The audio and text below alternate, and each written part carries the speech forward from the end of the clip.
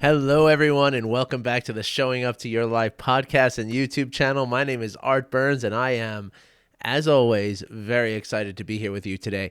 As I said yesterday, it was not really a very energetic and exciting day for me yesterday, and I was honest with you about that, and at least I think I mentioned it. But again, it's about, when we show up to life, right? It's about showing up entirely in spite of whatever we might be feeling. And that can either be a very positive feeling or a very negative feeling, right?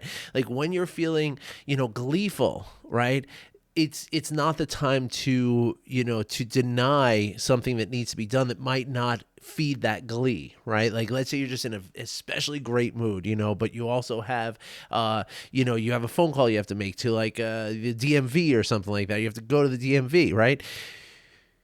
Being able to show up to our lives is to be able to say, yes, I'm feeling this enormous glee, and I know that going to the DMV is going to counteract this glee, but that's okay, right? I have to just be present with it and see kind of what happens, right? We got to kind of, and again, because it's so often to say like, oh, when you're not feeling good, push yourself to do something, right? But the same holds true even on the other end of the scale, like I'm describing here. Like when we feel so good, we might tend to say, okay, I only want to do good things that are going to make me feel better than I'm feeling now.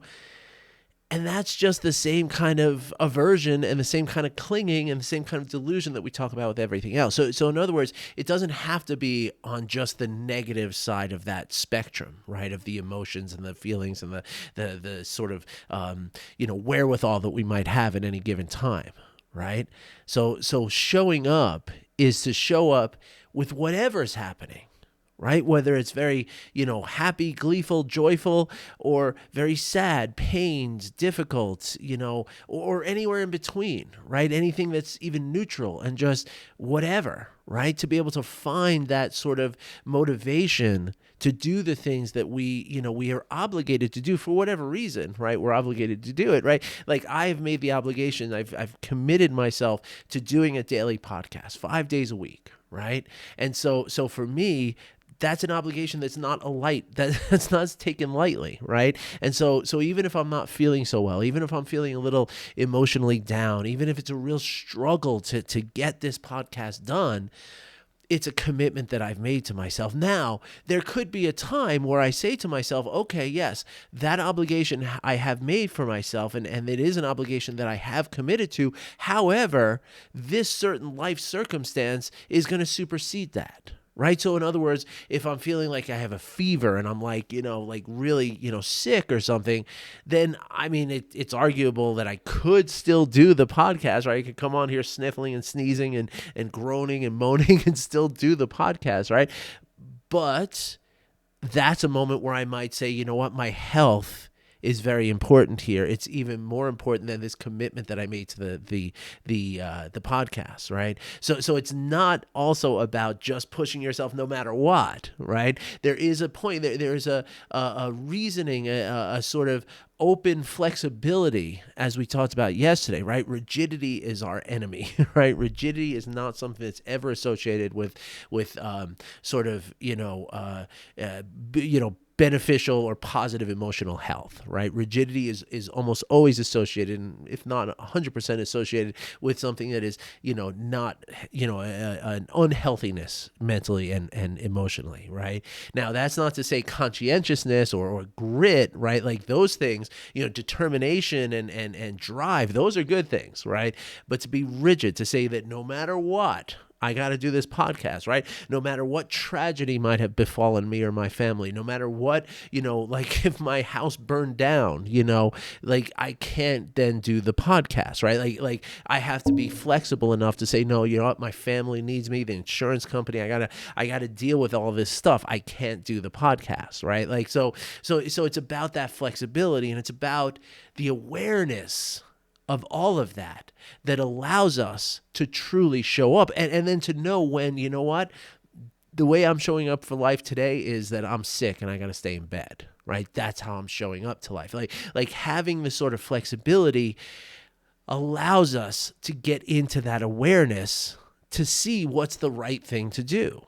right? And then to make those decisions that are going to benefit us and those around us. And it really is that simple, right? So today, that was just a really long way of saying that today I'm feeling much better. And it doesn't mean that all the things that were bothering me yesterday, they're still there, right? Like there's still some issues. And just so you know, I'm dealing with some kind of deep family issues, not my immediate family of my wife and two children, but my parental family, and I'm dealing with some struggles with that. There's a really hard and rocky road that we have all traveled together. Our relationships were never very loving. There was not very much empathy. You would be shocked to hear how I grew up listening to me talk now, right? And so those problems have been there for many, many years, like my whole life basically, right? And certainly in my whole adult life that I've understood any of it, and that's not even to say my whole adult life. Really, it's only been in the last 10 years that I've been bringing this awareness and kind of figuring some of this stuff out, right? And so it creates a very difficult, circumstance for me, right? At the same time, right, I have my own life to live, right? And so excuse me. So the point is not, there's a podcast sneeze. I don't know if I've ever heard a podcast sneeze before. I hope you all enjoyed that. So it's not as though those problems have gone away, right? They haven't. It's not as though those problems have gotten any better. They haven't. Really nothing has, if anything, based on an email exchange with my father, things got worse since they did yesterday. But I have been, but instead of, being aversive towards what was happening and, doing what I would have done, say 10, 12 years ago and, gone out and gotten a bunch of beer and maybe some whiskey and just not thought about it at all and just kind of, I can't deal with that kind of stuff. Instead of doing that, right, what I've done is I've allowed it in. Right, I've allowed all of these difficulties, all of this mess of problems to come in so I can sit with them, right? And I can see them. I can understand them. And when I can understand them, now I can cohabitate with them. I can coexist with them. Because that's what it is, right? It's never going to go away. I mean, even after my parents pass away, which I'm not hoping for or anything, I don't have that kind of anger for them anymore, right? I have nothing but compassion for me. I wish them well. I hope that they find in the few years that they have left, I hope they find some empathy and compassion. I wouldn't make a bet on it, but I hope that happens, right? And so it's never going to go away, right? I can't go back and relive my life differently, right? So everything I've experienced is always going to be there in the memory of my nervous system and my brain memory, my muscle memory, my hormones, my cortisol, all of that is holding this experience forever. And it's going to be passed down to my children and their children. So it's nothing that ever goes away. And it's nothing ever that really gets resolved so much. And there's a lot of issues that we all deal with in our lives that are this way. And so that's why it's very important to be able to coexist with these issues and these difficulties that we've experienced. And doing so, right, keeps us away from either the avoidance through maladaptive coping mechanisms like drinking and smoking weed and taking pills and stuff like that, right? All my favorite tools that I used to use, right? Those are the maladaptive coping mechanisms, right? And then there's I got wrapped up in the coping mechanisms. I forgot what the other point I was going to make, so I apologize for that. But the idea though is that, to be able to sit with the experience, right, allows us then to live with the experience. Right. And again, I think what I was going to say is that instead of turning towards those maladaptive coping mechanisms, right, which make us forget about it, or the other coping mechanism that we might have, if it's not avoidance and aversion, it could be actually clinging and rumination and just sitting up all night and just thinking about it, getting angry and getting, spiteful and vengeful and all of these really difficult emotions, right, that come through that process of just playing it over and over and over, right? So those are the two extremes of how we can kind of, process and get past something that's a difficult experience, right? But there's a middle way, right? There's a third way there, right? And the third way is really what we're talking about today in this episode. Another deft segue by your host here, Art Burns, that it's about the awareness of it, right? It's about allowing it to be, right? It doesn't necessarily have to be a bad thing. And I don't think of my experience with my parents as a bad thing. In fact, I think of it as something that's created who I am.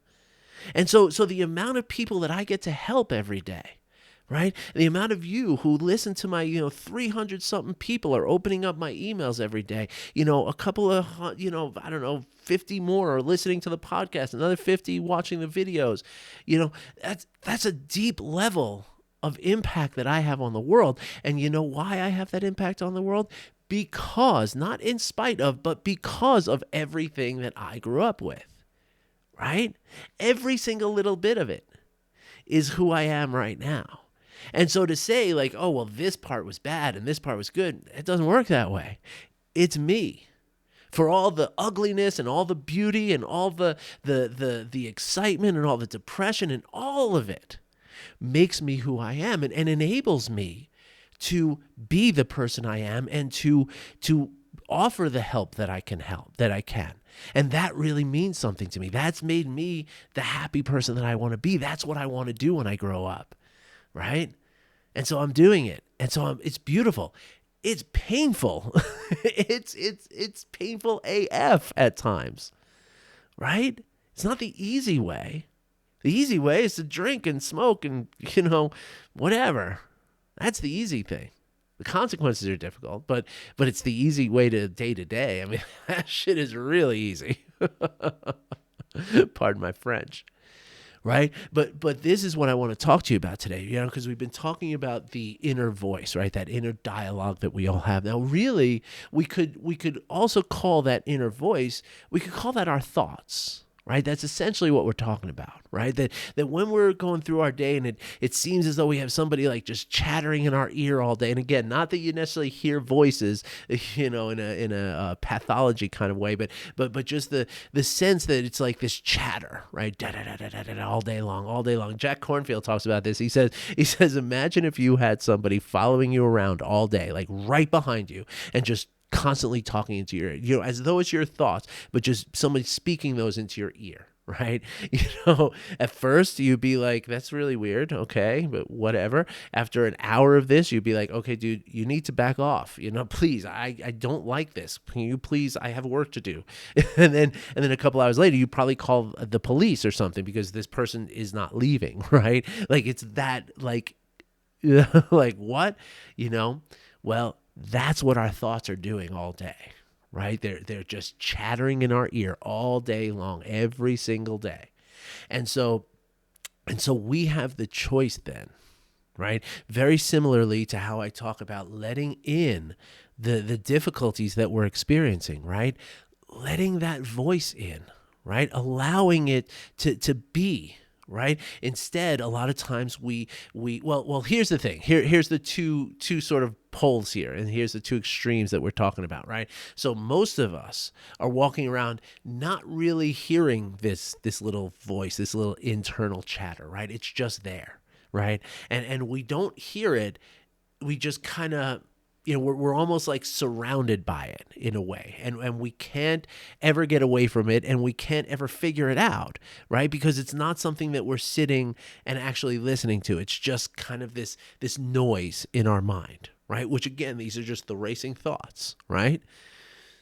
So that's what a lot of people do, right? And then other people, I don't know how percentage or whatever, but a lot of other people, right? They hear the thoughts and they hear the voice, and they don't like it. This is like the addictions and the alcoholism and workaholism and porn addiction and all these different kind of things that you can be addicted to, right? The reason you become addicted to those things is because you can't stand the thoughts anymore. Okay, and I'm talking to you as somebody who was a functioning alcoholic, cocaine addict, pill addict, the whole thing, heroin, everything in my past, right? And so I know, I what it's like to try to drown those howling voices, right? With the wine and the booze and the cigarettes and the staying out all night and consorting with really dangerous people and circumstances and things like this, right? You do this in part. We do this because it chases away those voices, right? It helps us to just not hear it anymore, right? But again, there's a middle way, right? There's a third option here, right? And that is to neither, be unaware and just completely oblivious to the thoughts, and also not be afraid of the thoughts and running away from them, right? Which again, the thoughts are the internal dialogue, right? And so what it really becomes, it becomes about learning to listen to it, but listening to it in a healthy and positive way. Right? So that we're no longer just oblivious to it and just like caught up in it and stuck in it, but we're also not afraid of it and running from it and ashamed of it. Because that's really what it comes down to, right? A lot of times when the thoughts are there, we feel ashamed of the thoughts, right?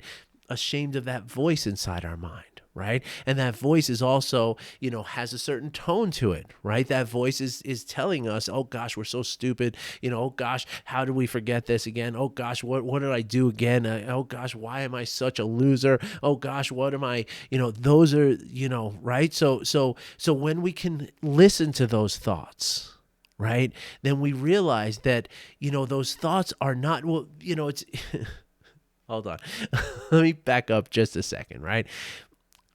It's really important if we're going to bring this awareness to the thoughts, right? And just to understand them, and understanding first of all that the thoughts of themselves, they can't hurt you, right? They are not, they can't cause any kind of damage, right? They're just a little spark is the best way to look at it, right? And actually, I want to talk about that because this is really important. This is a really important and helpful sort of way to look at the thought process if we are going to bring the awareness and bring a non-identified awareness to it, right? Because remember that, right? It's not about, like the person who feels shame and guilt and wants to drown those thoughts. It's not that person doesn't hear the thoughts, right? Or hear the voice, right?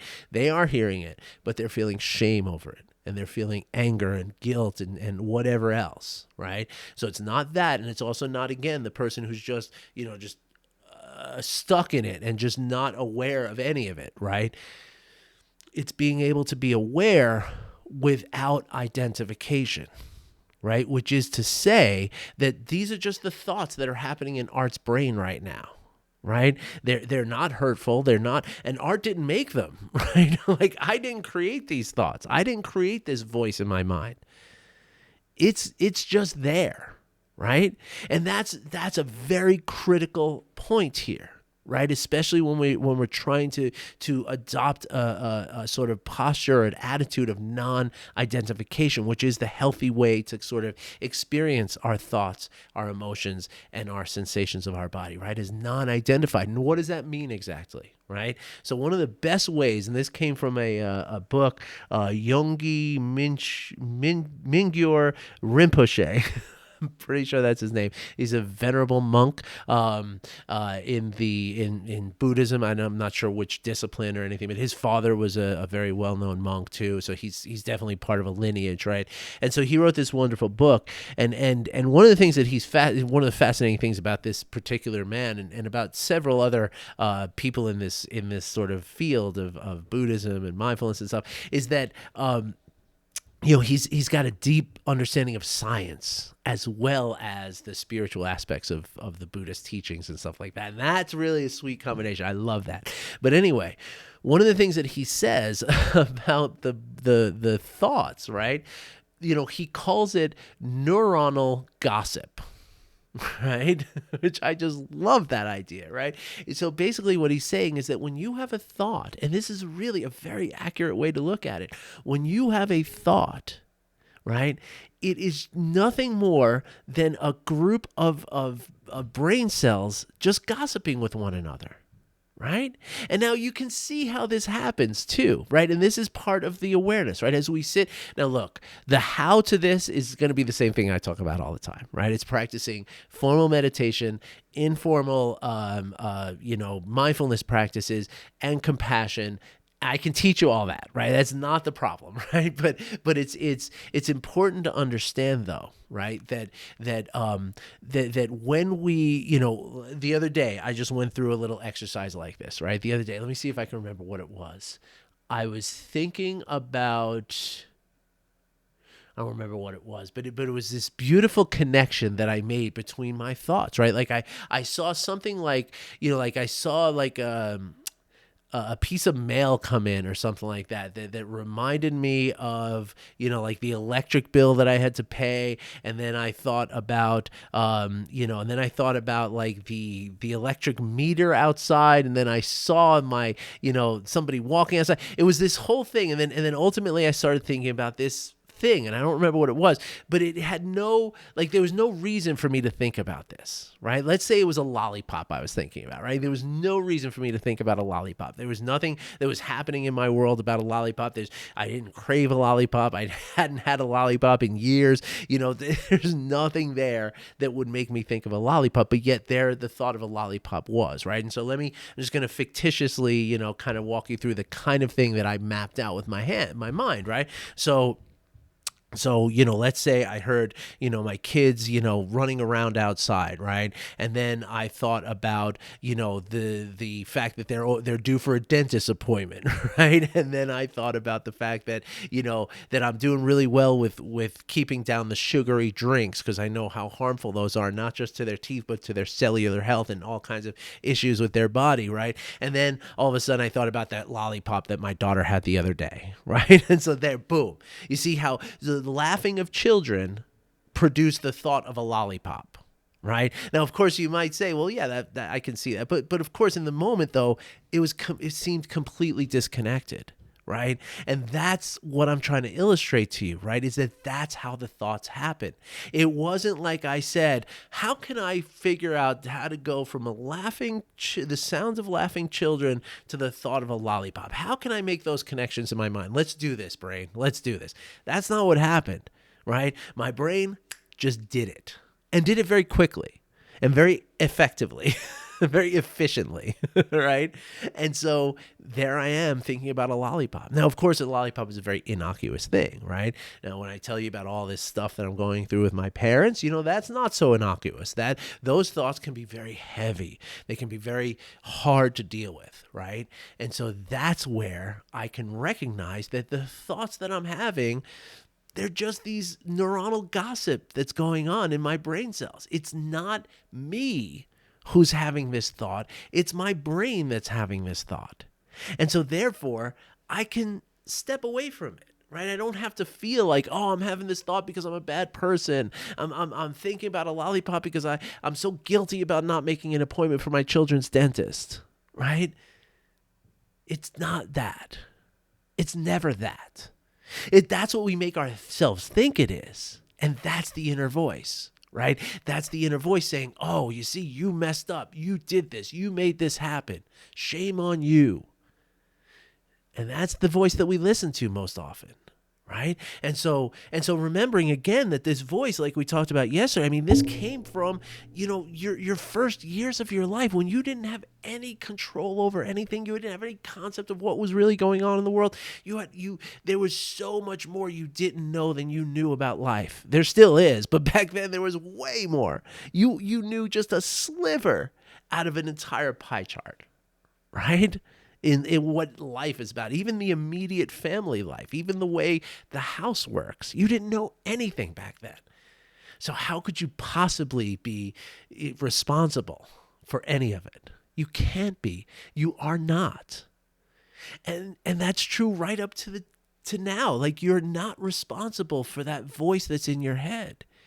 What you are responsible for is making the choice now to transcend the grips of the guilt and the shame or the anger or whatever the big emotions that might be standing in your way of a happy life, right? You have responsibility to now make the decision that you're going to change all that. And that decision is the biggest decision you'll ever make in your life. I made that decision 10 years ago. I have a whole roster of clients who made that decision over the course of the last 3 years, and every single one of them has benefited, right? And I mean, I'm not going to lie. There's been a few people who cut out early on my programs and stuff like that, so I don't know if they benefited or not. So everyone who has gone through my program for at least 6 weeks has benefited, and I'm talking about greatly. You can go look up my Google reviews. If you Google Art Burns coaching, read the Google reviews and you'll see for yourself. I mean, these are unprompted reviews, and these are, I asked people, hey, would you mind giving me a review? But I didn't tell anybody what to say. I didn't ask any questions, so you can read for yourself what they are. And if you would like to become someone who benefits from this work, right? And I'm not going to lie, you can do it on your own. I mean, look at all these books here, right? Like you can find the information. That's a hard road to travel, right? It takes a lot of time, a lot of effort. And if you have a demanding job and you have a demanding family life and all of that, then let's just be honest with each other. It is very unlikely that you are actually going to do it. And that's where a coach comes in, right? A coach is someone who can help you to develop this even amidst the chaos of your life. Because believe me, I have plenty of chaos too. So I know exactly what it's like. All right, folks. So if you're interested, there's going to be a link in the description to book a free call. Now, I like to say this, right, that it's not a free call you're ordering. It's a free call that you're claiming. It's already yours. Just by virtue of the fact that you're listening to this video or this podcast or watching the podcast, watching the video, listening to the podcast, just by virtue that you're experiencing my voice in some way right now, you own a 45-minute session with me. Okay, it's part of what I offer. Okay, so all you have to do is claim it, and you can do that with the link in the description. All right, everybody, thanks for watching. Thanks for listening. I wish you well. I'll be back in tomorrow. Take care.